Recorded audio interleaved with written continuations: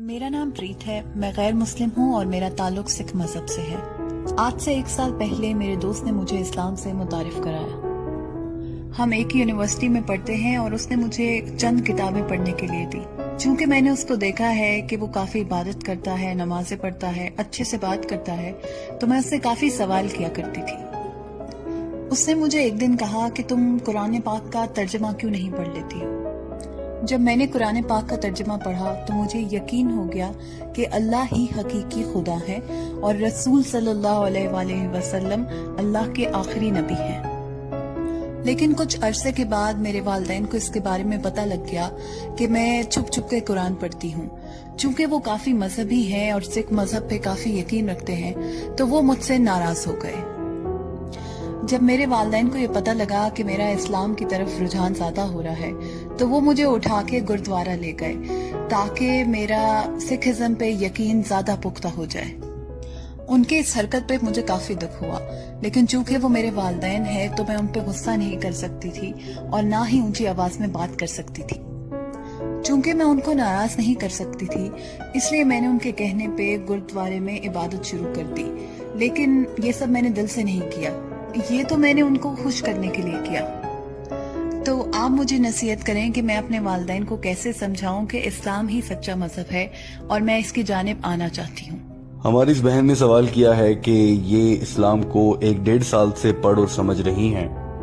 हमारी बहन ने ये भी कहा है कि वो यकीन रखती हैं कि हकीकी खुदा सिर्फ अल्लाह है और रसूल सल्लल्लाहु अलैहि वसल्लम अल्लाह के आखिरी नबी हैं, लेकिन इनके वालिदैन इनको इस्लाम कबूल करने नहीं दे रहे। ऐसे में ये चाहती हैं कि मैं इनको नसीहत करूं कि इनके लिए मुनासिब रास्ता क्या है। मेरी एक किताब है और कई लेक्चर भी हैं जिसमें मैंने बताया है कि हकीकी खुदा का तसव्वुर क्या है, मुख्तलिफ मज़ाहिब में खुदा को क्या समझा जाता है। मैंने अपनी उस किताब और लेक्चर्स में तमाम मज़ाहिब के बजाय 4 मज़ाहिब की बात की है, जिनमें सिखिज्म को भी बाद में शामिल कर दिया गया। मैंने इस्लाम, यहूदियत, ईसाइयत, हिंदुइज्म और सिखिज्म के बारे में बताया है कि इन तमाम मज़ाहिब में खुदा का तसव्वुर क्या है। मेरी बहन, सिखिज्म वो मजहब है जो कि 15वीं सदी के आखिर में आया। गुरु नानक साहब ने इसकी बुनियाद रखी और वो सूबा पंजाब में थे। और कुछ उलमा ये ख्याल रखते हैं कि सिखिज्म जो है वो मुख्तलिफ मज़ाहिब का मिक्सचर है, जैसा कि इस्लाम और हिंदुइज्म को मिक्स करके बनाया गया एक मजहब है। सिखिज्म में 10 गुरु होते हैं। अगर आप सिखों की मजहबी किताबों का मुताला करें और जानना चाहें, उसमें खोज लगाएं कि सिखिज्म में खुदा का तसव्वुर क्या है, मैं कह रहा हूं किताबें पढ़ें, ये नहीं कि लोग कैसे इबादत करते हैं वो देखें।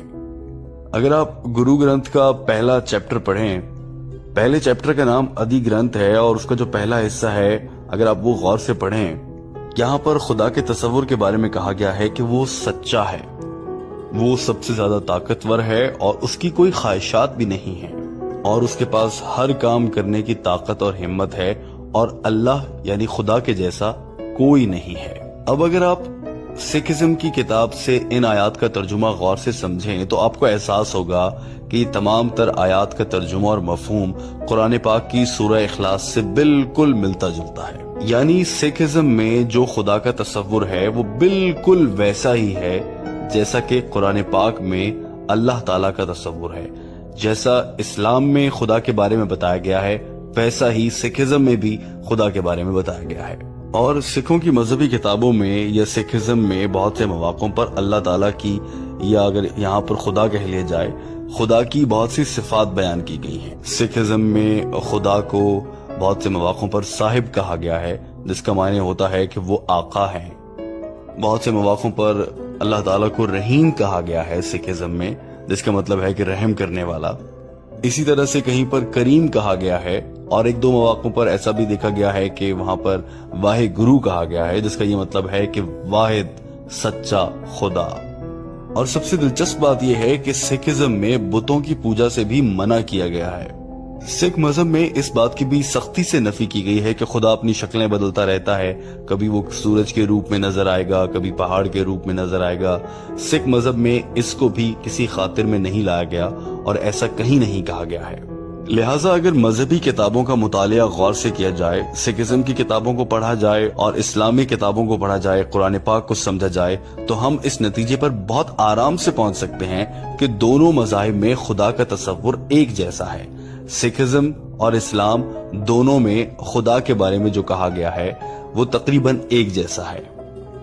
وہ الگ بات ہے کہ اب مسلمانوں میں اور سکھوں میں عبادت کرنے کے طریقے اتنے مختلف ہیں کہ ہمیں لگتا ہے کہ دونوں ایک دوسرے سے بہت مختلف ہیں، لیکن خدا کے تصور کے حوالے سے دونوں ایک جیسے ہیں۔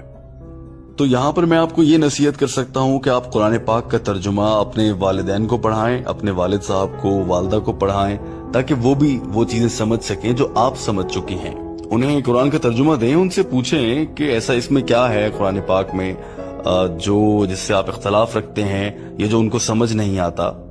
لیکن یہ سب کچھ کرتے ہوئے آپ کو بہت صبر سے کام لینا ہوگا، بلکہ ایسا کہنا چاہیے کہ آپ کو ایسے موقع پر ایک سچے ایمان رکھنے والے انسان کا کردار ادا کرنا ہوگا۔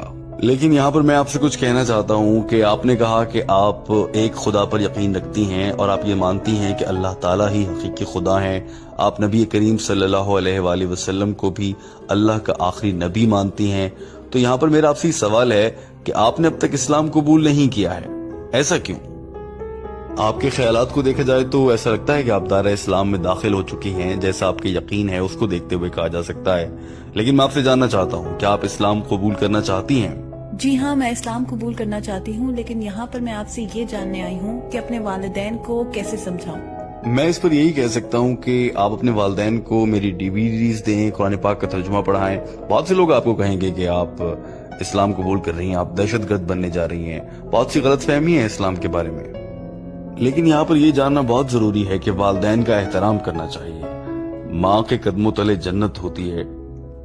بھلے آپ کی ماں سکھ مذہب کو ماننے کی وجہ سے جنت میں نہ جا سکے، لیکن ان کے قدموں تلے جنت ہے، تو آپ ان سے بدتمیزی نہیں کریں گی۔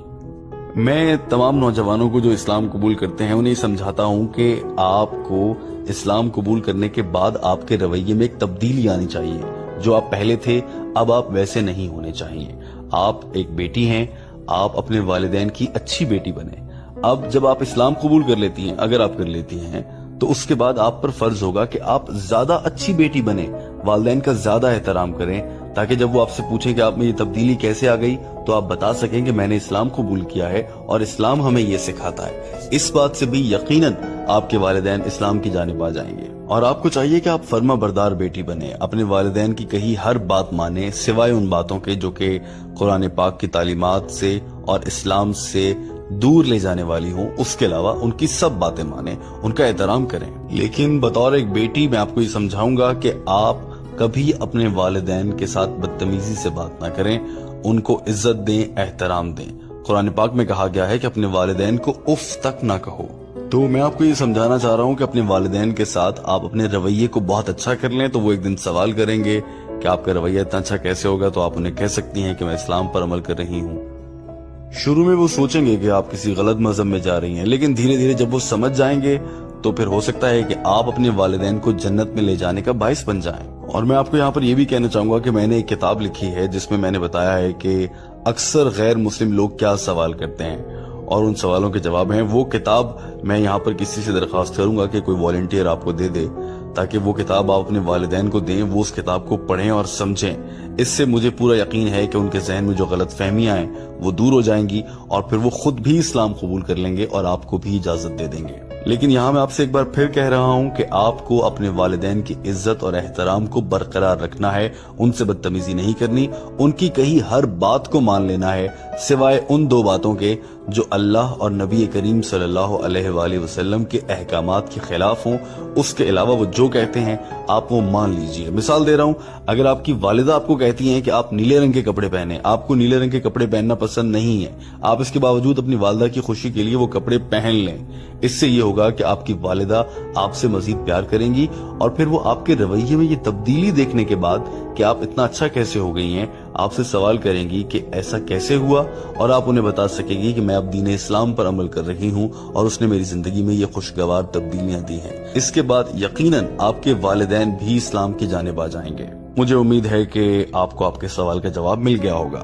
दोस्तों, हम आपके लिए डॉक्टर जाकिर नाइक की अंग्रेजी जबान में की गई गुफ्तगू का उर्दू तर्जुमा लाते हैं ताकि आप डॉक्टर जाकिर नाइक की गई गुफ्तगू को समझ सकें और इसे समझने के बाद दूसरे अफराद तक भी पहुंचा सकें।